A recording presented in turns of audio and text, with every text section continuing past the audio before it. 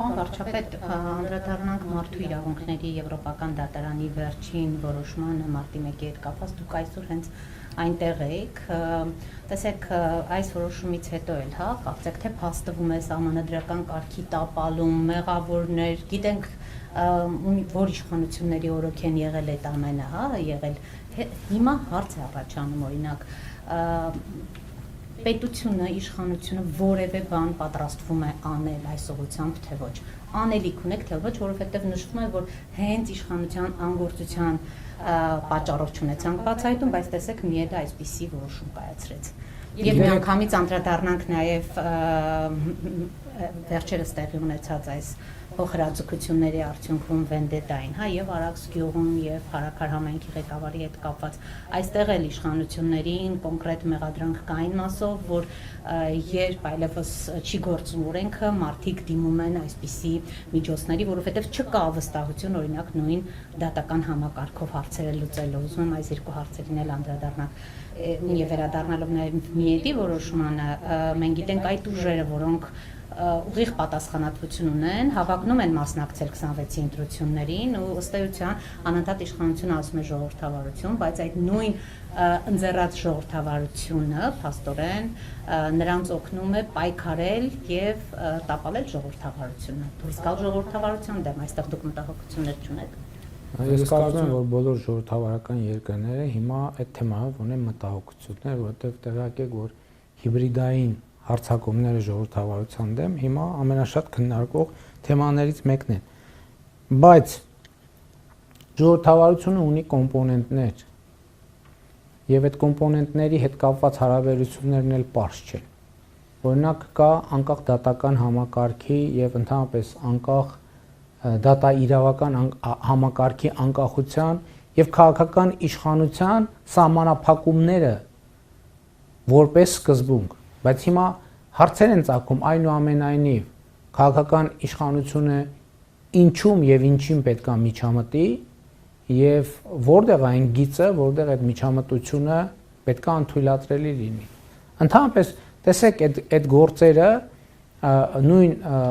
փարաքարում տեղի ունեցածը ինքը հարցեր է բարձրացնում, բայց բնականաբար այդ հարցերը ինձ էլ են հետաքրքրել եւ անհանգստացրել։ Գիտեք հետևություններ արել եք ձեր գիտեք հետևություններ անելու մասին, թող արդյունքում կունենանք կանենք համապատասխան հետևություններ, պաշտոնանկությունների տեսքով։ Այո, ես կարծում եմ տեսանելի է, որ նաեւ պաշտոնանկություններ են եղել, բայց ես ուրիշ բան եմ ասում։ Հիմա նույն փետրվարին տեղի ունեցած իրադարձություններ են եղել Փարաքարում, որ զոհ է եղել։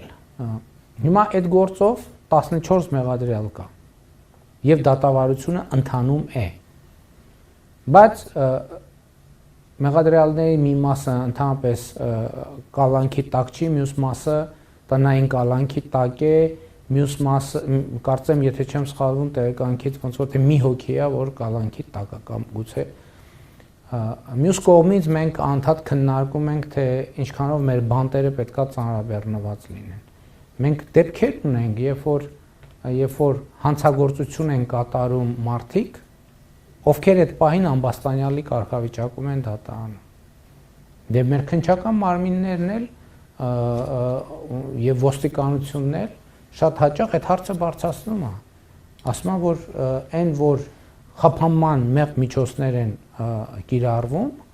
այդ մարդիկ գալիս հանցագործություն են անում, ինչու պետքա պատասխանատվություն լինի միայն ոստիկանության վրա։ Իսկ ինչու ովքեր չարդարացված, ինչպես հետագայում պարզվում է, մեղ խափանման միջոցներ են ընտրում, իրենք չպետք է պատասխանատվություն կրեն։ Կա նաև ուրիշ խնդիր, ընկալման հարցը, որովհետև մեր ավանդական ընկալումն այն է, որ եթե մարդը բանտում է, ուրեմն ինչ որ process կա, եթե ազատության մեջ է, այսինքն ֆիզիկապես քայլում է, ուրեմն վերջ։ Սա էլ արդարադատության ստանդարտի հարց է, մենք պետք է հասկանանք ինչքան եւ ինչ դեպքերում ենք մարդկանց ուզում կալանքի տակ պահել եւ որ դեպքերում է որ կարելի է նաեւ այլընտրանքային խափանման միջոցներ ունենալ։ Սրանք լուրջ խնդիրներ են, որոնց պատասխանները մենք պետք է գտնենք, բայց առանցքում պետք է լինի ժողովրդավարությունը, որովհետեւ մյուս կողմից ասում են այս բռնապետությունը։ Այնա բանտերը լցնում է այս իշխանությունը մարդկանցով։ Բանտերը մյուս կողմից ասում են ամենաթողությունը, ազատության մեջ են։ Հասկանում եք, սրանք շատ լուրջ դիլեմաներ են։ Մարտի 1-ի գործի հետ կապված դուք գիտեք թե ես անձամբ ինչքան շահագրգռված եմ։ Բայց իմ շահագրգռվածությունը կրկնակի տասնապատիկ նաև կաշկանդվածություն է ինձ համար։ Որովհետև այդտեղ էլ չլինի թե որ ես վարչապետ եմ եւ վարչապետի կարգավիճակի բերումով ես ինչ որ ազդեցություններ եմ գործում, որը նույնպես խնդրահարույց է, բայց եւ ես շատ ուրախ եմ մարդու իրավունքների եվրոպական դատարանի կայացրած որոշման առիթով եւ հույս ունեմ, որ ոչ թե հույս ունեմ, ես կարծում եմ, որ Հայաստանի դատաիրավական համակարգը պետքա ես բան չեմ ասել։ Տեսեք, մարդու իրավունքների եվրոպական դատարանն ասել այդ ամեն ինչը, ուրեմն դրանք պետքա բերեն կոնկրետ հետևանքների եւ քննչական ուղղակի հետ կապված, եւ դատավարական ուղղակի հետ կապված, եւ դատախազական ուղղակի հետ կապված։ Հասկանում եք, դուք իրականում վաղվա ելույթին այդ թեմաներին անդրադառնալու եմ, մենք ունենք դիլեմաներ։ Առաջինը մենք ինչպես ենք պաշտպանում ժողովրդավարությունը եւ ինչպես ենք պաշտպանում ժողովրդավարությունը, որ չստացվի, որ ժողովրդավարությունը պաշտպանելու անվան ներքո բռնապետություն ենք հաստատում։ Սրանք շատ լուրջ դիլեմաներ են։ Եթե դու ժողովրդավարությունը քեզ համար ընդամենը պիտակ է, հիմա քրեական գործերը ամբողջությամբ բան են, չէ, հրապարակային են։ Ամեն ինչ նկարագրված է, ամեն ինչ նկարագրված է։ Ապօրինի խմբերի ձևավորումը, նրանց վճարումը, ով փողը տվեց, ովում փողը տվեց եւ այլն, եւ այդպես շարունակ։ Այլ բան, որ դատական հարթության մեջ այդ ամեն ինչը պետք է արձանագրվի օրինական ձևով։ Բայց հասկանում եք, իմ ամեն նախադասություն այս թեմայով ասված, հետո կարող է օգտագործվի եւ այն կողմից, եւ այն կողմից, եւ այն կողմից, եւ այն կողմից։ Դրա համար ես ասում եմ, շատ դժվար է գտնել մարդ, որը ավելի շահագրգիռ է, որ մարտի 1-ի եւ ինչի մենակ մարտի 1-ի գործը։ Հոկտեմբերի 27 կա, ուրիշ գործեր կան եւ այլն եւ այլն։ Բայց մյուս կողմից այդ իմ հետաքրքրվածությունը, շահագրգռվածությունը որպես քաղաքացի ինձ համար կաշկանդող գործոն է, որ մի րոպե, բայց այնուամենայնիվ ինչ ենք մենք ուզում, որն է մեր նպատակը։ Իսկ մեր նպատակը ժողովրդավարությունն է, օրենքի գերակայությունն է, եւ ես ասում եմ, այո, մենք այդ նպատակին չենք հասել այն աստիճանի, ինչ աստիճանի, որ մենք կարող ենք հասնել։ Բայց մյուս կողմից էլ ես ուզում եմ մենք արձանագրենք մի բան։ Նախորդ օրը, երբ որ մենք ժողովրդավարության թեմայով քննարկում էր ժողովրդավարության հայկական ֆորումը, ես այդտեղ հասկացա, որ մենք մի հատ էլ խնդիր ունենք։ Երբ որ բանախոսները խոսում էին ժողովրդավարության իդեալի մասին, մենք շատ դեպքերում ժողովրդավարության իդեալի հետևից ենք գնում, դրա համար չենք նկատում մեր այսօրվա ժողովրդավարությունը։ Որտեղ ասում ենք, մեր այսօրվա ժողովրդավարությունը իդեալական է, չէ, իհարկե իդեալական չի։ Բայց եթե մենք ցանկացած բանի իդեալի տեսակետից վերաբերվենք, ցանկացած բանի, մեզ մենակ հիասթափություն է սպասում։ Մենք պետք է կարողանանք գնահատել այն ինչ որ միջազգային հանրությունը մեր ժողովրդավարությունը ավելի շատ տեսնում եւ գնահատում, քան մենք ինքներս։ Գուցե նրանից որ սպասում էին օրինակ լրջագույն պատասխանատվության ենթարկողներ, ինչ եմ սա ասում, որովհետև ձեզ քննադատողները ասում են հենց մարտի 1-ի գործով, հենց այս իշխանության, հենց Նիկոլ Փաշինյանի օրոք է եղել, որ մենք ունենք իրավիճակ, երբ Ռոբերտ Քոչարյանն արդարացվեց։ Բա մենք անկախ դատական համակարգ ունենալու համար չենք պայքարել։ Այդ բերեք դատավճիռները ես բոլորինը գրեմ տամ, եկեք ուզում ենք դա։ Բերեք ես գրեմ տամ դատավճիռները։ Էդ ենք ուզում, էդ ենք ուզել։ Չնայած ես ասեմ, այդ արդարացման հետ ես համաձայն չեմ։ Բայց մենք պետության ինստիտուցիոնալ կայացում ուզում ենք, թե չենք ուզում, սրանում է խնդիրը։ Բայց ես ասում եմ, նույն միեդի որոշումները